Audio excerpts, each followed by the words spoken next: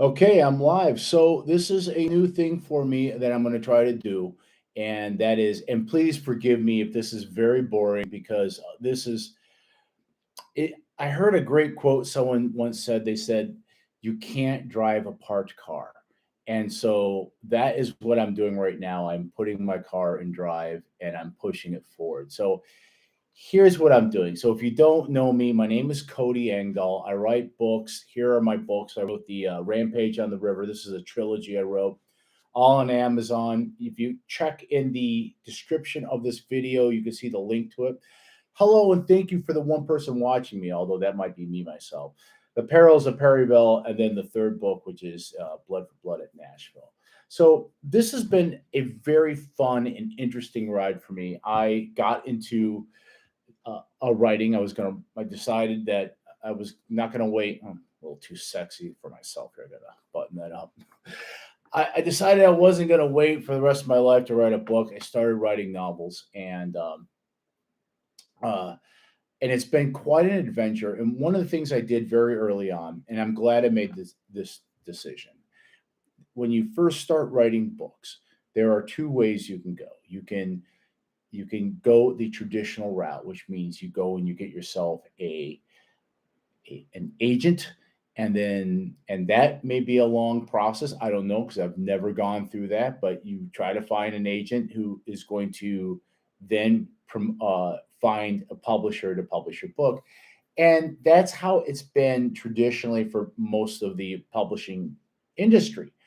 However, things are changing very, very quickly, and I wrote an article about this, and I really do believe it. We are seeing a new age, a golden age of independent creators. And it used to be that it made the most sense uh, if you wanted to be a journalist, you had to get a job with a TV station.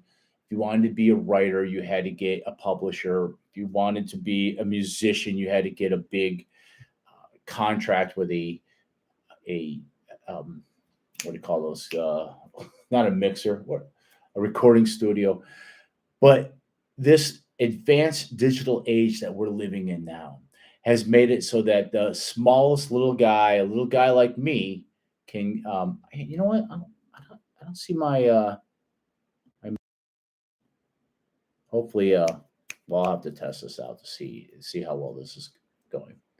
Um, well, I decided that I didn't want to wait and go through all the gatekeepers of going through an agent. I wanted to do it myself. So I published through Amazon, and it's been going pretty well. And I found out later on that I made the right decision because even people go with publishers, they might get a $5,000 advance on their book, which is not a lot of money.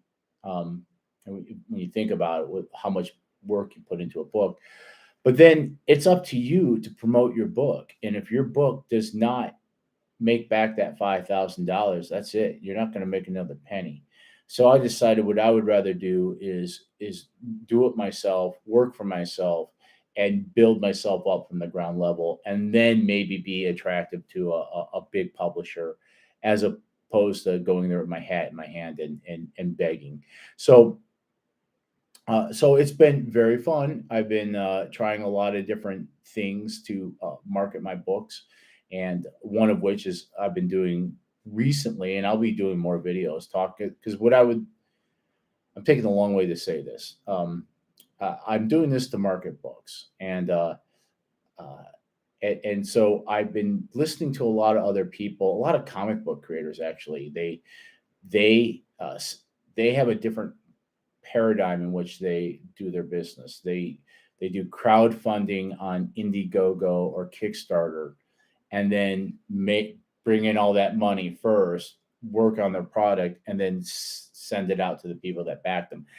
I don't like that idea. I kind of like having done the work first, and then you can buy my product when it's done.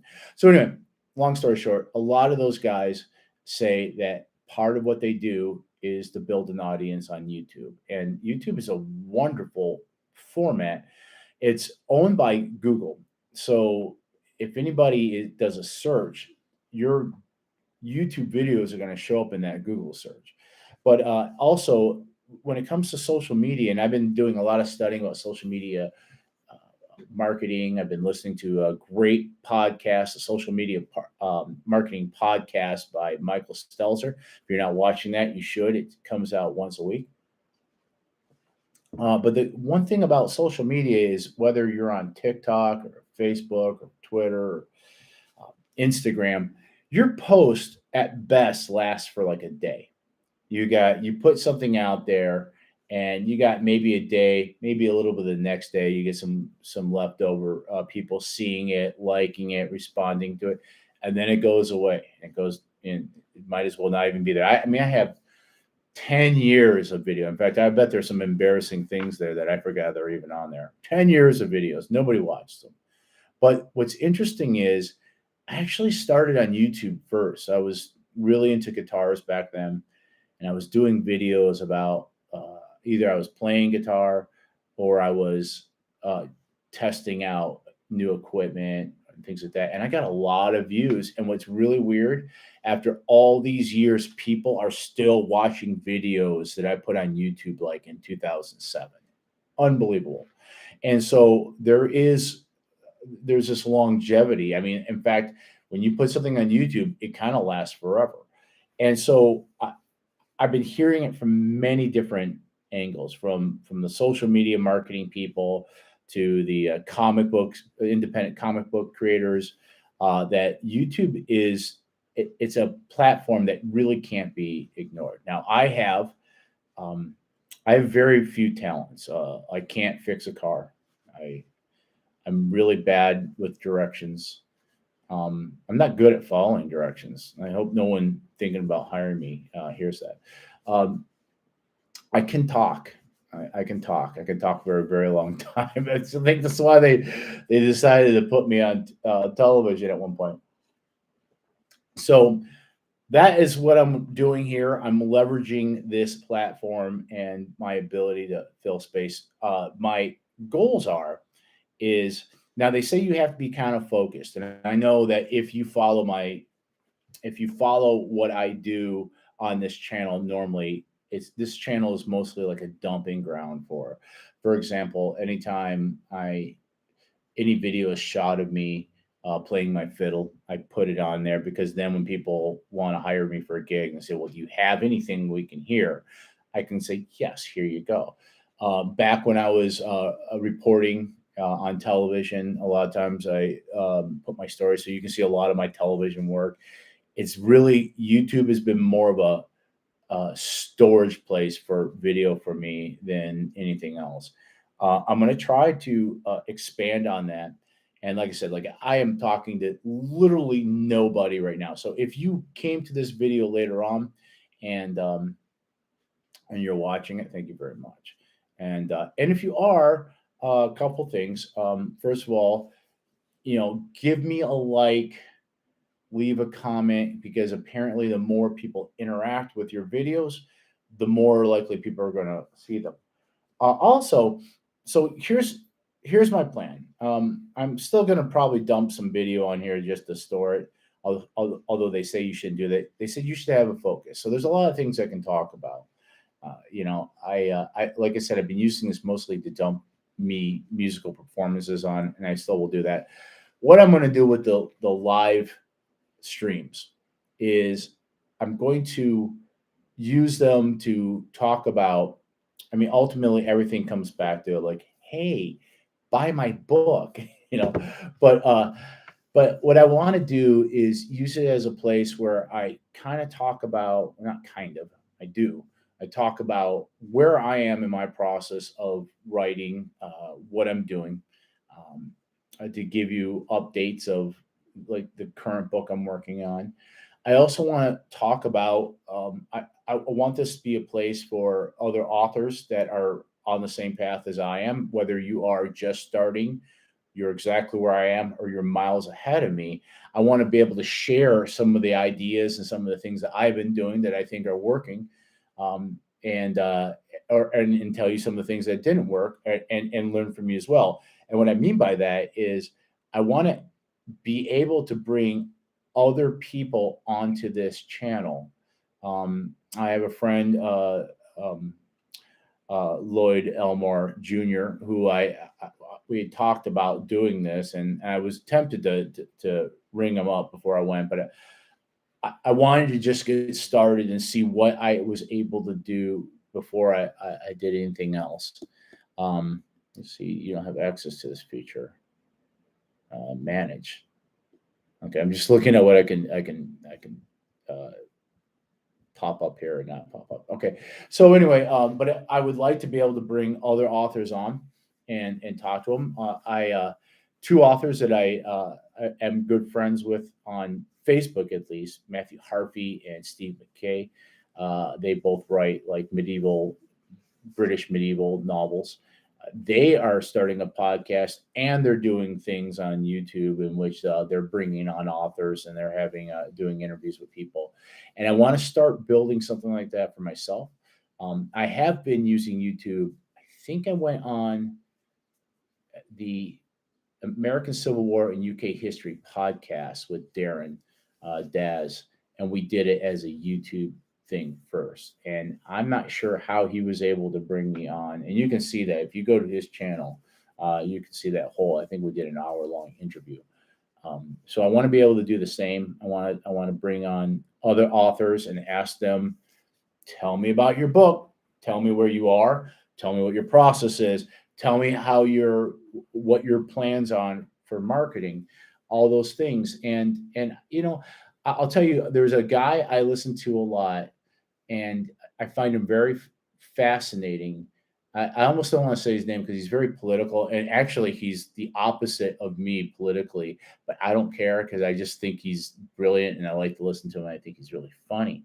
But one of the things he does is he talks shop, and he's will say like, "Oh, I'm probably just boring you guys." I'm like, "No, please tell me more," because I'm fascinated with the shop talk.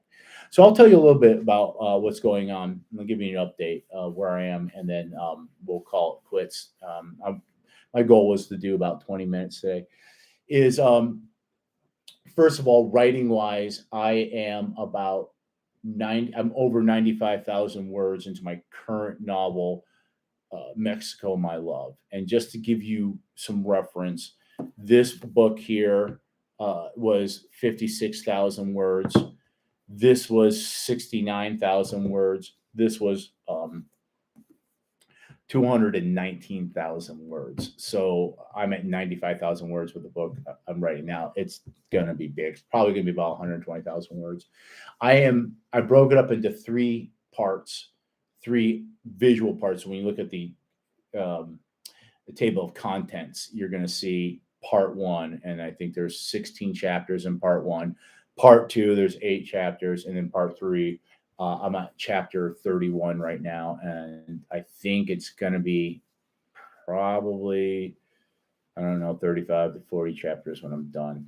The story, if you've read my novels, it's about the parents. I wrote a trilogy about the American Civil War, and the novel I'm writing right now is kind of a prequel. It is the story of Carl's parents. Carl is like my main character through the whole trilogy, and it's a love story. It's a romance. It's also action adventure and a war book, military book. But it's about how they meet, how they fall in love, run away together, and go on this worldwide adventure that ends ultimately at the Battle of Mexico City during the Mexican-American War. And that's coming along just fine. I've been working on it. I was working on it today. This is what I try to do. I know this sounds really minuscule, but it actually works for me quite well. I try under normal circumstances to write at least 500 words a day, Monday through Friday. Now, that doesn't sound like a whole lot. For me, 500 words is about the length of one of my scenes, or maybe a little shorter than that. But a lot of times, once you get, sometimes the writing just comes right out of me and it's real easy. Sometimes it's like starting a lawnmower at the end of the winter. If I can at least write 500 words, I stay on track with the writing. Now, a lot of times I get hot. I end up writing 1,200, 2,000 words in a day. What really slows me down is that I have to do a lot of research as I'm writing. Like, of course, I do a lot of preliminary research, but then you get into the book, sometimes you don't know what you need to know until you need to know it. So I'll be looking things up. And even though I have an overall outline when I start the book, new things and ideas come to me as I write, and so I expand upon that outline. So there's things that I didn't that I'm putting in the book now in chapter 31 that I didn't realize I was going to be doing when I was writing chapter 1. You see what I'm saying? So that's where I am with that. Don't hold me to this. I mean, this is the one great thing about not working for a publisher or having an editor is that I'm beholden to myself. So I don't have a hard deadline. My goal is to be done with the first draft August 21st. And then we're going to spend about 2 months editing myself, Laura, my girlfriend, my mom, Nancy, and then getting it published. I'm very excited. I'm working on a cover. I found a painting that is in the public domain, and it is a scene of the Battle of Chapultepec, and which is figures prominently in the book, especially with the big climax at the end. And so I want to get an artist, and I got a few ideas of what the route I'm going to go, but where the two are reaching, you don't see them, you see the background of the battle, but you see their hands reaching out to each other, his hand in a cavalry glove and hers and lace, and they're reaching out for each other, but they're just missing each other. And it's say Mexico, my love. And I don't know what the subtitles, maybe like a Mexican American war novel. I don't know how much information I'm going to put on the cover. You don't want to overdo it, right? So that's where that is. As far as marketing is concerned, so a couple things that are exciting. First of all, so mark your calendars. If you are in Middle Tennessee on July the 2nd, my good friend JT Thompson, who owns the Lotes House Museum in Franklin. This is the Lotes House is I featured it in this book and a little bit of the story of it. It was a house that was built right. It was sitting right where like the center of the Battle of Franklin was going on. And so they're having a Cody Engdahl Day there, where basically I'm going to go down there and sign books and play my fiddle and just hang out all day. It's a great museum. They have a lot of the original carpentry. Mr. Lotes was a carpenter who built the house. A lot of his original furniture, plus his daughter became a famous painter. So they've gone and they've bought back a lot of her paintings and put up there. If you're ever in Franklin, even if I'm not there, I would highly recommend you going to the Lotes House and checking it out. It's a great story. Yeah, you'll like it. So that's the next thing I have coming up on my calendar as far as me making appearances. And then I think in August, I don't know what the date is, but I'm going to be playing the Frank and Jesse James Day in Springfield. Frank and Jesse James robbed the bank there, so once a year they reenact it. And last year they had me they gave me a booth and let me sell books, and then I played fiddle for the demonstration. So that was good. Great thing playing fiddle, man. It's if you're writing books about the Civil War and you play the fiddle, it just gets you invited in places that you wouldn't have been invited before. It's wonderful. Okay, so the other thing is, I decided, I try to be very self-disciplined, and one of the things I decided to do is the two things I have to work on is Amazon ads, because I know they can be effective, and my own and my investments. So I spend at least 45 minutes concentrated on nothing except my timer and nothing about my Fidelity investments and working on my retirement. And I can't just be a passenger anymore. I have to be. I told Laura, It's not that I'm going to be aggressive, but I'm going to start being active. In fact, I just bought a bunch of mutual funds the other day, based off of research and that I've been doing for a few weeks now.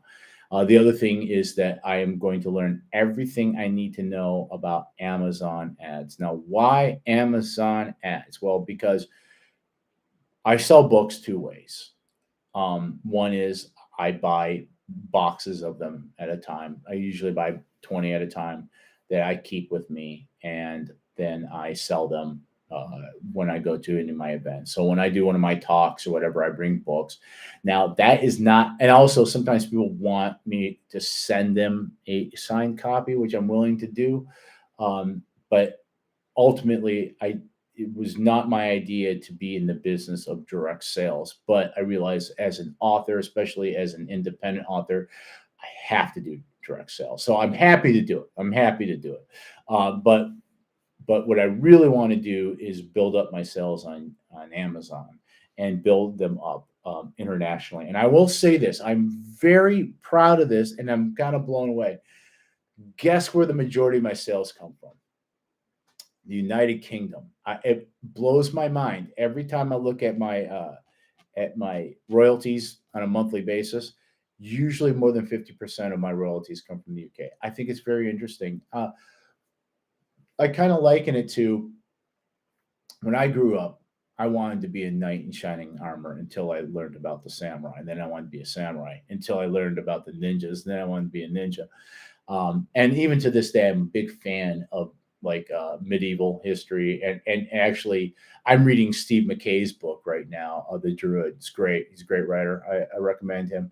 Um, uh, but just as we in the United States will play Dungeons and Dragons and go to the Renaissance festivals where people dress up like knights and talk in, really bad fake Elizabethan accents. I can only imagine that the American Civil War is something exotic to people in the UK and in Europe as well. So I do well over there. And so anyway, all that to say, why Amazon ads? And I thought about this. You can buy ads on Facebook, Google. There's all sorts of places you can buy ads here on YouTube. But the reason why I'm doing Amazon ads is, first of all, I do not have a big marketing budget to begin with. And the thing that Amazon ads has over all those things is that your audience on Amazon ad have already gotten past the point of considering and looking to buy books. So I am buying ads that are directed at people who are actively looking at books. And now, once I feel like I've conquered the art and the science of this, then maybe I might expand into some other advertising areas, maybe Google ads, maybe Facebook. I'm not quite sure. But Amazon seems to be the winner, but it is not an easy thing to do. It's kind of opaque. I've been running ads in the United States and the UK. I've run ads on and basically I think I'm always going to run ads on my first book because it's kind of like the entry into my series. So you always bring in new people in, and then I'm always going to be advertising my last book, my latest book. And when I put out Mexico My Love, I will probably stop advertising this one, and I'll be advertising Mexico My Love, but still trying to bring people in with the very first book. Um, which can be a little bit of danger because I think my first book is very good, but I also think, and a lot of people who've read through my series will say that my books get better as I write them, and I hope I'm staying on that trend.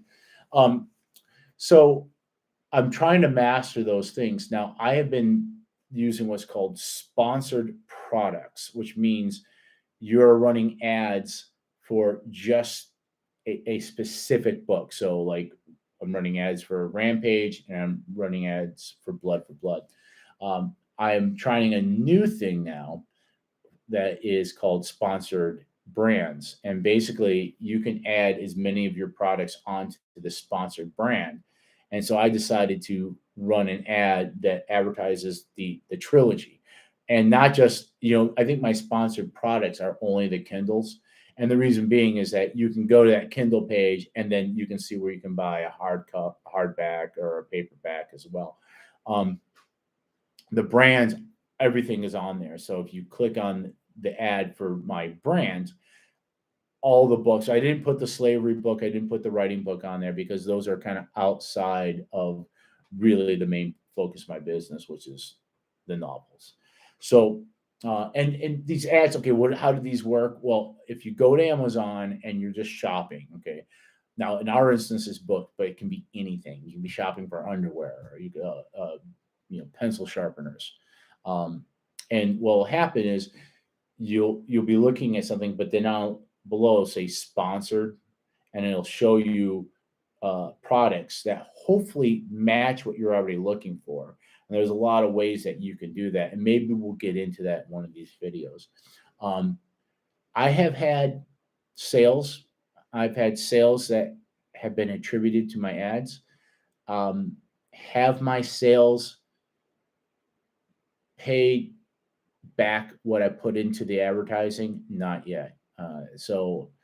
Uh, but I'm not losing. I mean, right now I got everything at a trickle so that like I don't blink and all of a sudden I'm out thousands of dollars. Um, so I just have to get better at bidding, and we'll get into that. That's complicated, but we will get into that at some point. And and picking like search words and things like that. So I'm learning. Once I get it finely tuned, then it should be like I put money into it and pull more money out. That's my goal. So, but I think that you need to really understand what you're doing, just like buying mutual funds and finances. This is also something that you can't just like. It's not a slot machine where you just pull the lever and hope you win. You have to know what you're doing a little bit.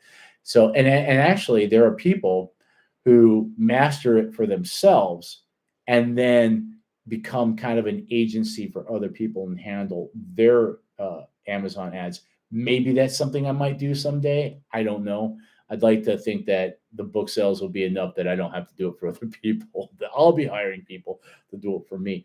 But we'll see how that goes. But anyway, I'm going to cut it off there here. It's I wanted to go 20 minutes. I went almost a half hour. I think I've once again proved to myself that I can hold. I'm not sitting here going, yeah, stuff. You like stuff? I like, I can talk. I can carry something on. So I think I can carry this. The next step is I need to figure out. Here's the things I want to be able to do. I want to be able to bring people on so I can have other authors because and I really believe in this too. I believe in writing karma, like lifting other authors. Sorry, can't talk. Helping other authors because the publishing, the writing business, it's not a zero sum game. All, as JT will say, all boats rise with the tide. So helping other authors is helping me. But I want to bring other authors on. I want to be able to show my screen so that I can talk, like maybe we'll talk about what I'm doing on Amazon ads, and maybe I can pull that up and show you, like, look, here's one of my ads. Here are the keywords I'm using. I see a lot of guys do this where they'll pull up articles and they'll read the article and then comment on it. There's an article just recently that probably get myself in trouble because that's the one thing is yes, I am political, but not to the point where like I have friends and family, people I absolutely admire and love that vote exactly opposite of me. I don't care. I don't care. All I care about is that people vote. But I don't want people to get mad because I'll admit it since nobody's going to ever get this far into the video. So this is what you get for, I am probably in the center of things. And so if I really spoke my mind, I would probably alienate people both on the left and the right at the same time. I would probably offend my friends and my family who are both left of me and right of me. So, and I don't care to do that, but I see guys do that. They get on there, look at an article, and there was an article I kind of wanted to talk that had to do with publishing that I had an opinion on. I'm like, no, no, no, no. I need to keep foot out of my mouth. But if Laura was here, she'd be like, give me that look, like, stop talking about this immediately. So I will. So I keep my spiritual beliefs and or my philosophical beliefs um, and my political ones to myself because uh, I really. It's not that I don't care how you feel or think. It's that it's not important to me to make you think the way I do. Because you may be right and I may be wrong. It's not a big deal to me. So my big thing is I'm capable of being friends with everybody and loving everybody, regardless of what you believe and all that. So I don't know how I got onto that. I'm gonna get off this now. If you've come this far, hopefully, I mean, I promise you it's gonna get better and better and better. As they say, smash that like button, hit the subscribe, tell your friends about, share the video. No, maybe like it, subscribe, and leave me a comment. And I'm pretty pedantic. I try to answer every. If you know me from Facebook, you'll know that I try to answer every single comment people say. So anyway, thank you very much. I'm gonna end it here. We will have more of this, and they will get better. So stick with me. And it was nice talking to you. All right, bye bye.